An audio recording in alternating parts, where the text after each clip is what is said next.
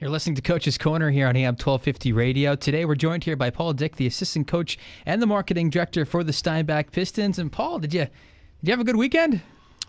Had a great weekend, actually, Kevin.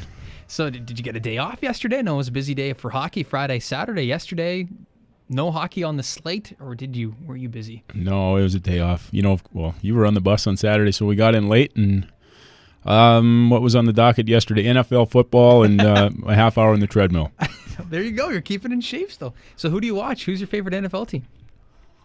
You know what? I'm not sure if I have one team. Went to a few Steelers games. And, you know what? There's a few different teams that I follow, I guess. But Pittsburgh, Indy, but they're struggling this year, so I guess I should mention them. Yeah, they don't look like they're going to win a game this year. Yes, we did get back late on Saturday. I think it was 3 o'clock in the morning when I finally got to bed, but you guys still had to do a few things around the office, so I'm assuming like 3:30. Can you still handle staying out that late, Paul? Is it? Takes a while, but it takes about a month into the season before you get adjusted to that. But, there's a lot of late nights, even when we're at home. I mean, we're in the office often talking about the game, or if there's player movements and things of that nature, we're often at the office till 12:31, so... And if anybody knows Rich, it can be a long conversation. It's actually more of it's a listening period for me. No talking, just listen to Rich. He's got the answers. All right. Well, we're going to talk a bit about the team, and obviously players are getting healthy. The team's starting to play better. Talk a little bit about how you guys have been doing lately. Well, you're right. We are starting to come around. We've felt this for a while. It wasn't necessarily reflecting in our play or our results, but we felt like the guys have really started to become leaders, and there's more and more of them starting to accept, responsibility for their play. And it really started off ice. We've had some, some things go on here with our club this year, from just being punctual, and we've just felt like a lot of the issues that we were dealing with off ice kind of reflected in our play. And, we've been practicing really well. The guys have just shown a new level of commitment in the last couple of weeks, and we can hear it in the room when the guys are discussing the game. I think the preparation has improved, and for practices as well. So I think that, I firmly believe those things always carry over into games, and we're starting to see that. What's with this Ricacci guy? He plays like a 20-year-old, but he's like 18 years old on the ice. Yeah, you know what? He's a pretty mature kid, and he's a great addition to our team, not just as far as his performance on the ice, but, he's a pretty neat individual. He's a leader, which often you don't necessarily see from a goaltender, but he's pretty vocal. And he's a good player, too. So, of course, he came in, and we didn't expect him to get a shutout in the first game, and we don't necessarily expect that from him every day, but... he's going to be a good goaltender for us. I think the last 2 games he gave up a few more goals than he was hoping for, and obviously it's a team effort. Those weren't all his fault, but so then talking about those games, because he allowed 0 against Portage, 5 against Dauphin, which was on Saturday, and then 6 empty net goal doesn't count on him. There were 7 goals allowed in that game. What is the problem then if Ricacci's playing solid? Is our D been struggling some games? Are they on one? Because to go from a shutout against one of the best teams in the league, the championship team last year, to allowing 6 and 5 goals the next couple of nights, what was the difference? Right. Well, first of all, I think the first game against Portage, it was a very solid team effort. I think our defensemen guys were blocking shots, and they were... we were doing all the little things and we didn't give up as many chances as we did the next 2 nights. Going against Winkler and Dauphin, they're pretty explosive hockey teams. They've got a bunch of guys. Both those teams have 2 lines that can really score goals. Mm-hmm. And we made a few errors. We had a couple situations where we didn't clear the zone, and some costly turnovers, and a couple penalties that hurt us. And those teams can change momentum very, very quickly. I think you saw with Winkler, they scored 2 quick goals, and it's a new game. They've re-energized their bench, and we're kind of back on our heels. And I think we did a pretty good job of sticking in there with both those teams right till the end. And a month ago or most of last season, that wouldn't have happened. So that was encouraging for us, though. Talk a little bit about a few releases this past week. We had Mitch Backhouse Brendan Edie, but since you guys brought in Zachary Akachi, we had 3 goalies. Just doesn't work. Why release Backhouse over Edie? Okay. Well, that's a good question. It's not the first time we've heard the question, but first of all, it was a very difficult decision. Mitch is a great kid. He fit in well in our dressing room as far as that goes. When he came in, he played very well to start with, and he had a couple of rough games, and he had a tough time kind of rebounding from him.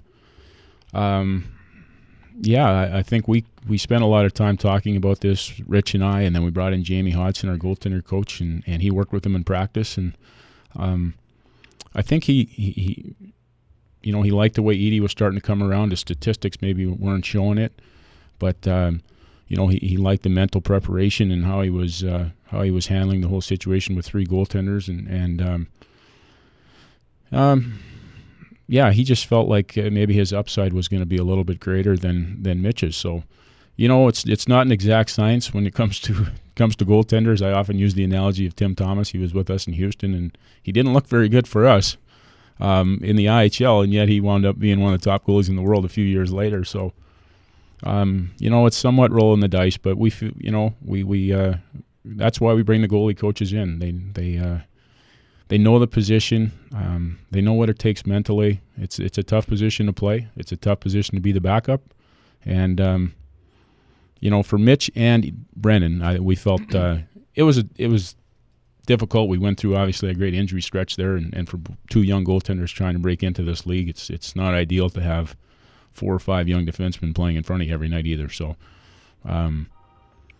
that's the way the season has turned out as far as, but we're starting to get healthy, and hopefully we can stay healthy in front of Zach and Brennan. And I was talking a bit with Roback, and I asked him, I was like, what does it mean for you as a young defenseman to have a goaltender that talks on the ice and tells you what's going on? He's constantly right around the face-off circle. He's going out, talking to his defenseman, coming back to his crease, and he said that was invaluable. It's huge for him. And as a former defenseman, how valuable was that for you? It's like a third defenseman out there. I mean, when a goalie's your eyes and your ears for you, because sometimes you're coming back into the zone, you don't know what the pressure or where it's coming from, or if they're talking to you, it is invaluable. Gives you a lot of confidence, and I love the goaltenders that I played for that were very active or were very vocal on the ice. It just you knew that they were in the game when they were talking, and we tell our players from the bench, help the guys on the ice vocally, and often when you're on the bench, they may not be able to hear you, but if you're on the ice, you can help everybody out just by letting them know, where to throw the puck, where pressure's coming from, etc. Talking about coaches, Jamie Hodson is the goaltender coach for the Steinbach Pistons. Graham Pollock, former coach, 2 weeks ago was doing video duties. I know when I talked to Mel Sonnenberg, the owner of the team, he said the duties would be divvied up amongst you and Rich. How is that going for you guys right now, trying to take on the extra work beyond the work that you guys are already doing? Well, there is some extra work. I think Rich has probably taken on a lot of that as far as the paperwork goes with player moves, and thankfully that has slowed down a little bit though as far as our player movement. And at this point, we don't have any video, so that's something that if we do resume taping the games, it'll be a duty that Rich and I will probably, split. So from a player's perspective, or if we move from a coach's perspective, what does that mean? Like, some people might think, oh, video, it's not that important, but how does that affect the team? How does it affect the way Rich coaches, but how does it affect you as a player when you don't have something visual to see how you're doing? Mm-hmm. Well, I think it's a great tool. It's a tool that's Rich has used for 15 years. As a player, if you would ask some of our guys, and I think if something positive has happened, we can show them, or if it's a play that they're struggling with, and maybe I'll use a personal example. Played for Dave Tippett in Houston, and I had a good year the previous year, and I started the next season fairly slowly. We went through some different video clips, excuse me, of my recent play, and I was struggling in one area of my game, and I knew it. And sometimes when you're struggling, you can't find your way out of it. And we talked about it, and then he showed me some video clips from the previous year, exact same situations. And Paulie says, I know you can do this play. I watched you do this for a full year. And we went through some different clips and same situations and how I reacted to them. Excuse me. And so for me, it was just positive reinforcement that, I could play. Obviously, I felt I could play, but just to deal with an area I was struggling in, it would kind of help me get through it. And when I left there, I had a ton of confidence. I don't think I struggled with it again. We need to get Paul some water in here. I need an assistant. Well, talking a bit more about the defense, maybe you know a little bit more about this. Why release Grow and Hide? I'm just looking over your roster, and right now we have 6 D-men. If someone were to get injured, and it seems like that has been the scenario so far this season, we've had a lot of injuries. How are we going to fill that role, and why release the one guy that we have left as a backup? Well, that's another good question and another tough decision. Jordan's a kid that we liked a lot. I mean, he's a fantastic individual, and so it was certainly nothing personal, but we felt like Jordan was kind of in a position with Colton and Taylor, and they were kind of in the same spot. And oh, perfect, thank you. Anyways, they were kind of in the same spot as far as their development, and we were lacking some experience. And that being said, let's maybe go forward here a little bit. But we're looking to bring somebody else in. Obviously, we have Brendan Ritchie still sitting on the sidelines waiting for a trade, and so we're looking to add some veteran presence on defense. But we didn't know much about Jordan when he came in. We had heard that he had potential. And he was going to need some work, that he was kind of raw. And that's kind of how he was when he came in. So, he's another guy that's kind of a victim of where our club is right now. We're looking for some immediate help. Maybe we don't have the patience to develop him like if he was with the Blues, or they could kind of put him in here and there. But at the end of the day, every kid wants to play. And right now, Jordy's not going to be in our lineup every day.